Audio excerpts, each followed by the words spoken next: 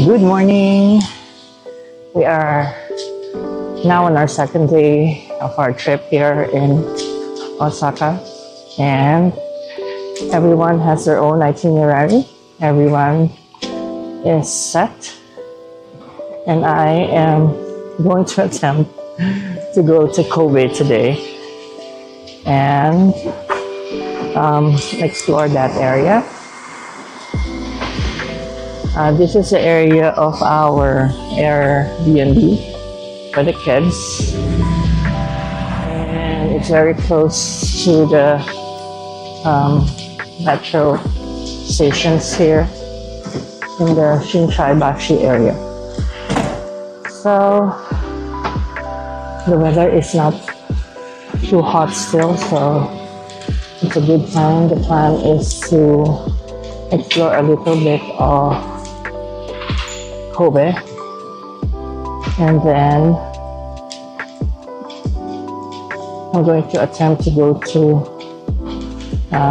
Nara, but if not, I'll go back here to Osaka and then do Nara in the morning tomorrow.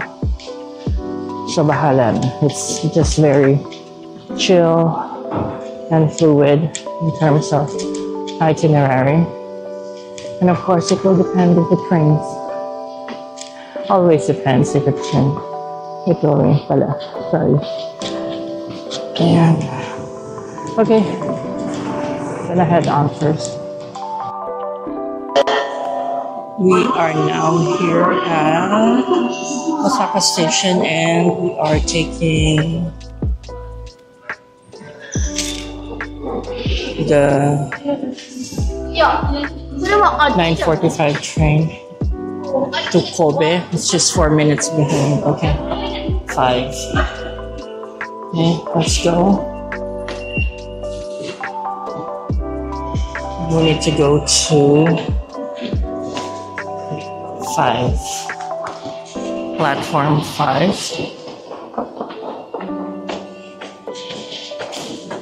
Delayed daw siya ng mga 5 minutes, which is fine. Hanapin lang po natin yung 5. Teka, baka naligaw tayo dyan. 5, here we go.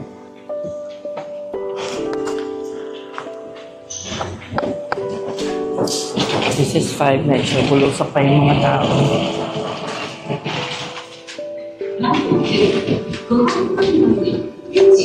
9:45. Kaso hindi pa ito yan.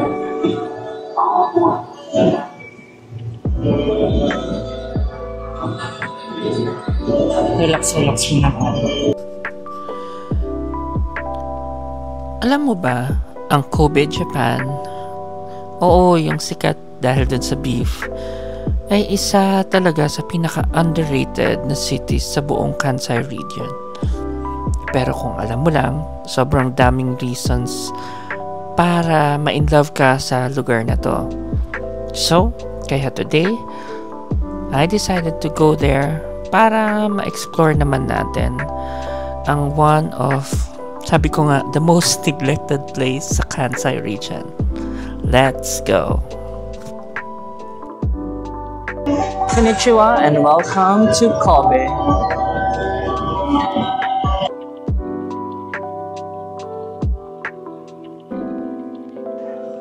Tingnan natin ang first impression ng Kobe. The buildings. Ito siya.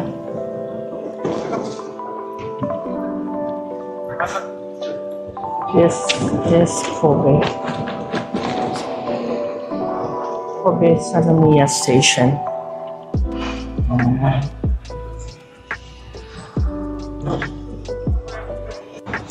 We are in the heart of Kobe.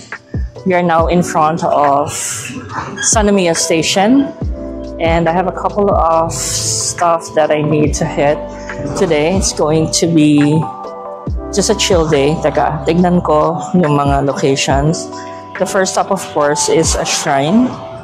Whenever I go to a place for the first time, I try to, at a minimum, go there. Ito yung list ko. It's the Ikuta Shrine.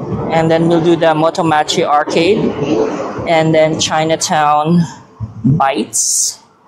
And then we'll do the American Park and Port Tower. I think it's that red thing. And then we'll have hopefully a Kobe beef lunch. So yun yung itinerary. It's just very chill today. It is very beautiful. It's not like Tokyo where people are rushing to get to places. So it's very chill. I'm so excited. Okay.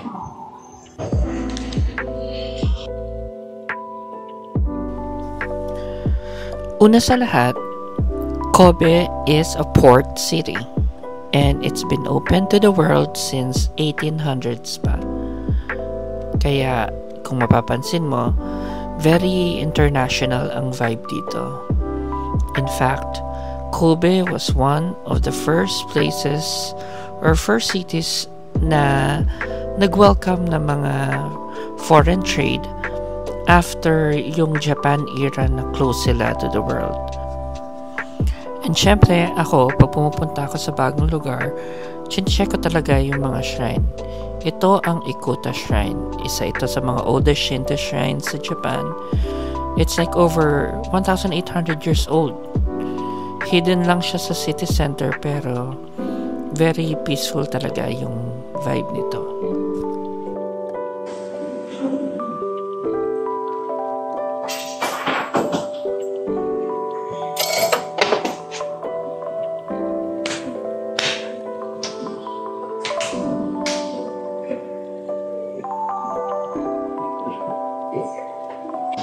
So, napaupo tayo bigla kasi we're on our way to that Starbucks place na sinasabi ko.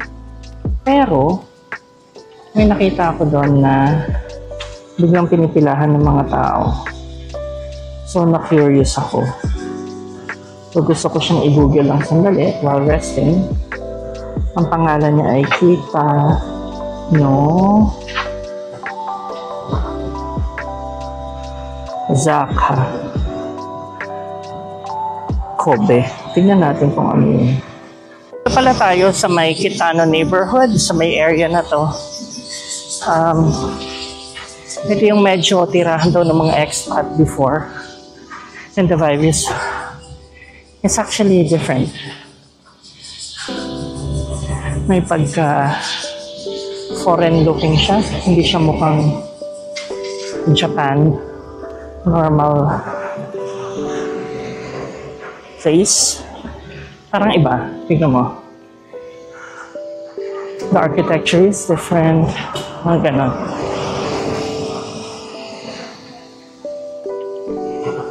Parang dito daw yata tumira yung mga naunang mga foreigners na pumasok sa or inalaw nila sa Japan at one point when they opened it up. So yan. Yun daw siya. Hindi ko pa chinek kung totoo yan.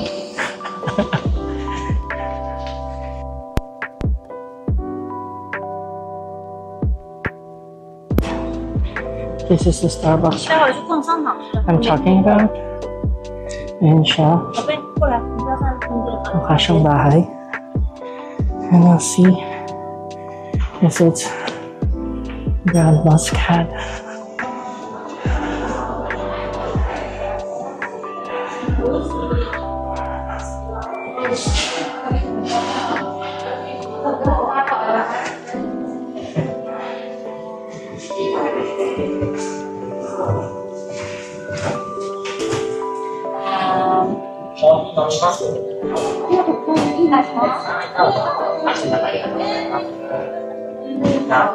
Konnichiwa. Can I have matcha latte? Venti? Hi. Hi. For here. Hi. Arigatou gozaimasu.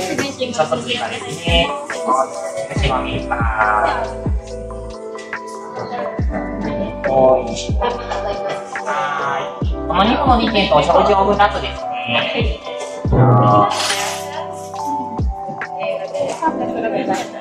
Arigato.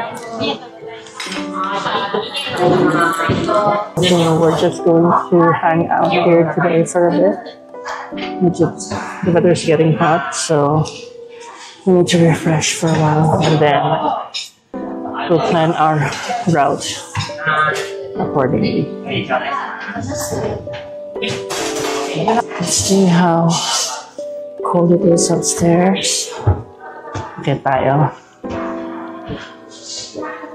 With our drink. Bahay na bahay ang nito.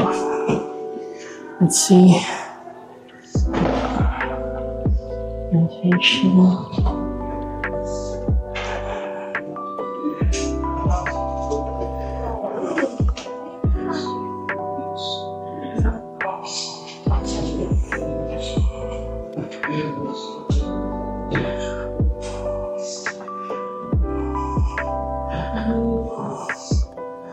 Dito na tayo. Hoop.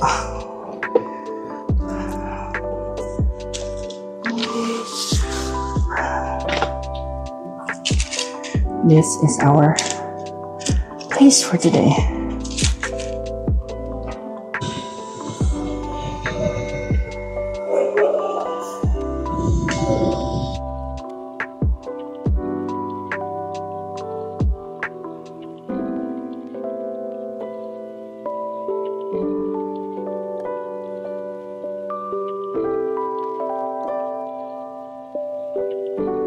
Hello, we're back. So we're now kind of going to the area nila for shopping street, and there we go. This is, need to cross here.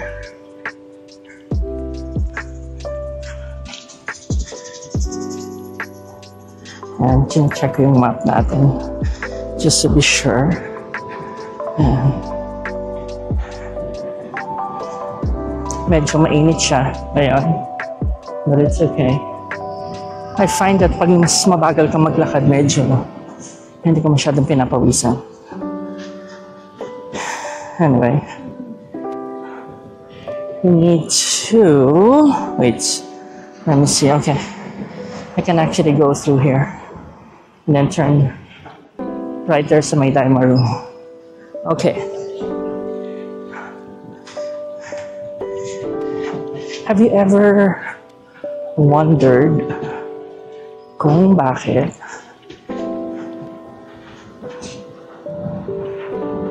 palaging parang nami-miss out ang Kobe sa lahat ng mga side trips? Actually, I don't get it. I actually don't get it. As I was saying, everyone that goes to Osaka, ang palaging tina-target nila is Kyoto and Nara. But when you think about it, sobrang lapit ng Kobe. I mean, I'm not even kidding. Malapit yung Kobe. Like 25 minutes, you're there. Ako din hindi ako makapaniwala na sobrang lapit niya. Via the rapid train. So hindi ko alam why people don't go here as much. Baka akala nila malaking bakahan siya. Or something. Pero I'm telling you, it has such a great chill vibe. Kung tingin nyo yung Osaka compared to Tokyo, chill na siya. Mas chill dito. And siguro maganda rin tong puntahan pag winter. Kasi ngayon, as you can see, medyo I'm dripping in sweat. Kasi naman, summer. Diba? But hindi naman kasalanan ng lugar yun. I think anywhere you go, mainit talaga siya. But yeah, So it's just nice to go around. Meron naman mga covered shopping streets katulad nito. And marami rin namang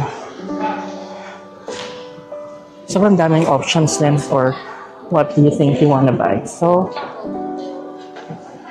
okay siya eh. Nakakatuwa. At ang lapit talaga. Sobrang lapit niya. Kaya nakakainggan ba? Ang next agenda naman natin now, ayan, nago na yung mga is Kobe Motomachi. This is like a shopping street na dire-diretso. Ayan siya in front of me. And over here is Daimaru. Ayan. Para siyang ayan, sa taas na kita ko sa So the street that we are in right now is called Kobe Motomachi. It's like, you know, a big covered shopping strip. Pero tingnan nyo, ayan, ang luwag-luwag ng mga streets nila. Like, hindi siya katulad ng parang sa Asakusa na very tight yung space. Ito, in fairness to itself, ang luwag talaga. So, hindi kayo nagbabanggaan ng mga tao. Kaya nakakaaliw. So, tingin-tingin lang muna tayo dito. And baka may makita tayo ng something interesting. Diba? Baka mura pa ito. Sobrang excited ako sa pag-iikot dito. Marami akong napuntahan. Marami akong nakita sa agenda ko. But this is what I'm gonna say. Kobe is not just about the beef. It's a mix of old and new, east and west. Very chill and classy. Kaya kung nagbabalak kang bumisita sa Kansai area, I really recommend you give Kobe a day or two. Kasi you might be surprised kung gaano mo siya magugustuhan talaga. And ako, I plan to go back.